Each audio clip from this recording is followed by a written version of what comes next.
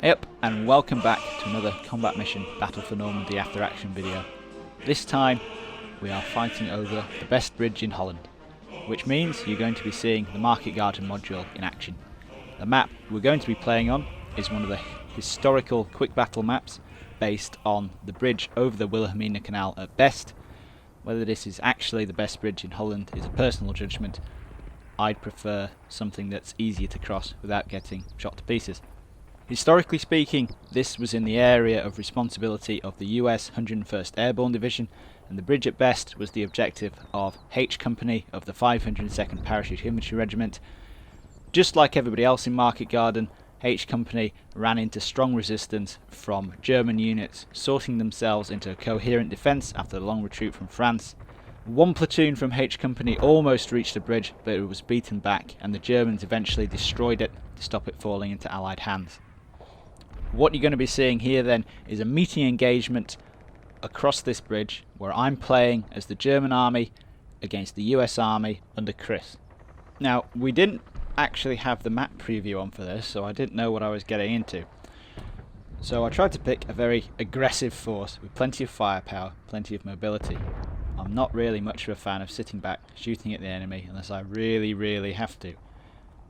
So I've taken the trip to the Wehrmacht Zoo, brought in 4 Panzer Vs, the famous Panther. To back up the Panthers, I've got a Panzer Grenadier company because they get 2 MG42s per squad. One of those platoons is in half tracks, so I have a bit of flexibility, and I've got an off-map 81mm mortar battery. So, thinking about this kind of force selection, you might be able to imagine what I thought seeing the map for the first time. I've got 3 options for getting across the canal here. I can go straight over the bridge, which is probably a shockingly bad idea, or I can use the left or right fords.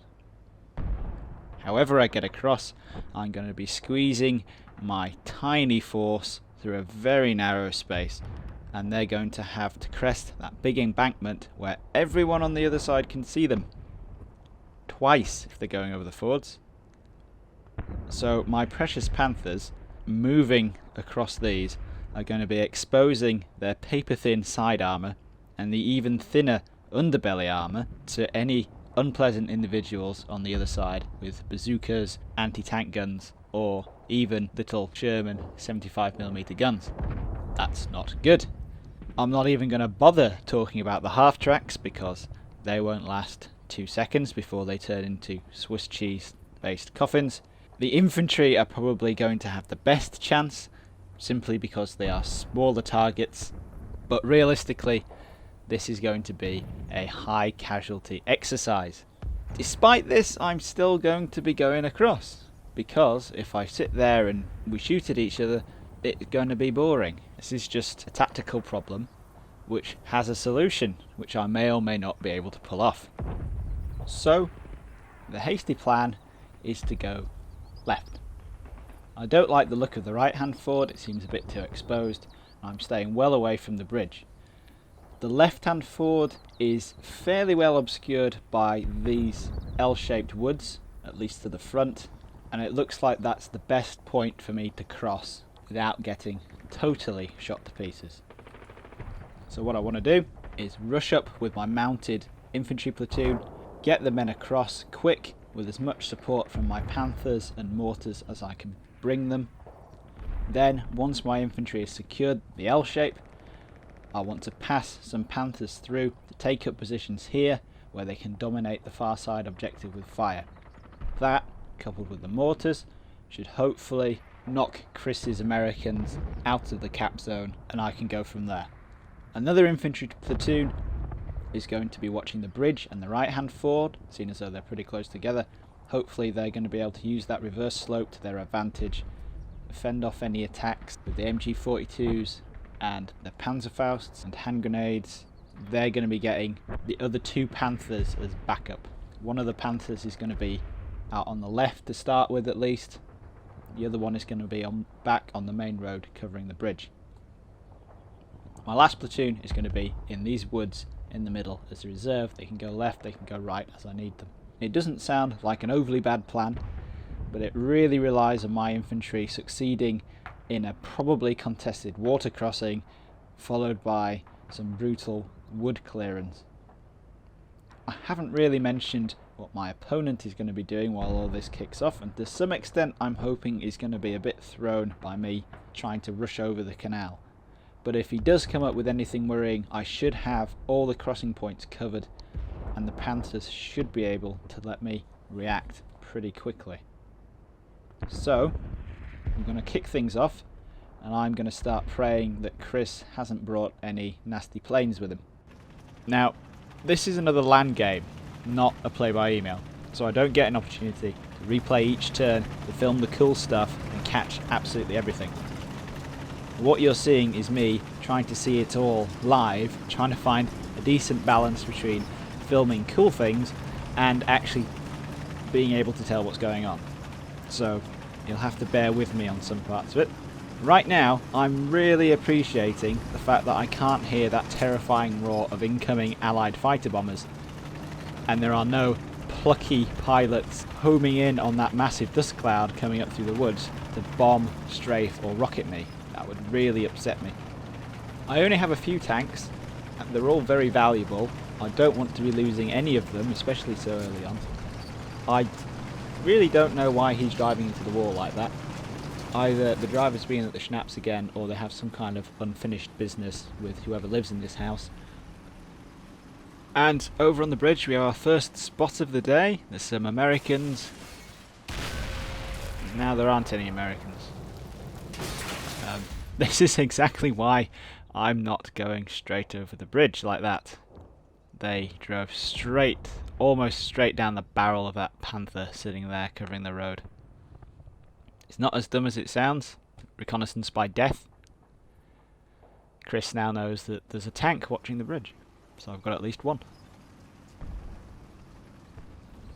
Or at least two, because somebody's taking pot shots at this one. That's small arms fire. They're probably trying to shoot the commander's head off. I've no idea where that's coming from. He's got some nerves though. But just on the safe side, we're popping smoke and buttoning up.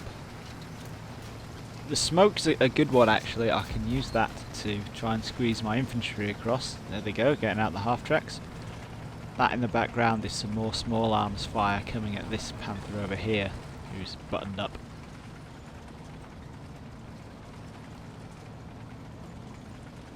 And we still haven't seen anything, which is not good. It's probably the worst possible situation in this, where your enemy can see you, but you can't see them. At least that jeep's burning nicely.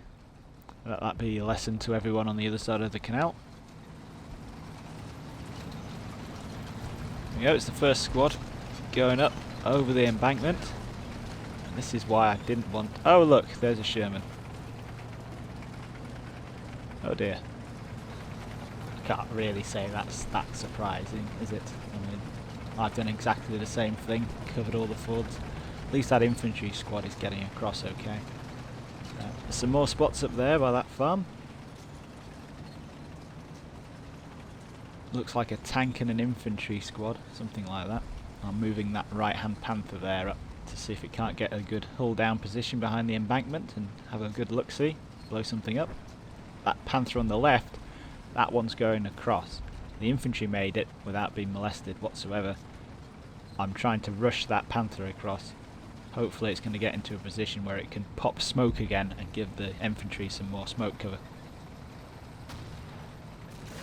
And that in the top right there, that was something unpleasant, hitting a tree instead of my Panther there.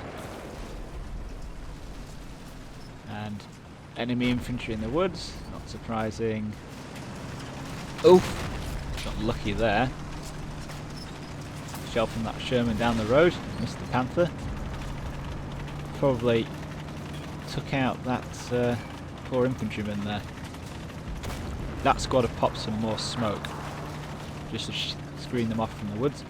And all those unpleasant things we can just about see on the other side of the river are taking pot shots at the ford and that Panther on the right there. That Panther just lost its tank commander, and he just got trepanned. So that's automatically popping smoke and reversing. Starting to pick up a bit more information on what Chris is doing. It looks like he's hanging around with his tanks behind that reverse slope and pushing his infantry up. That wonderful sound you can hear is my mortars coming in. They're on a pre-planned plus 5 minute barrage. Those woods are about to get nailed. But that's it for part 1, I'm afraid. A 10-minute HD video already takes me about 7 to 8 hours to upload on my potato-based internet, so pretty much have to cut it into chunks, and this is where the guillotine has fallen this time.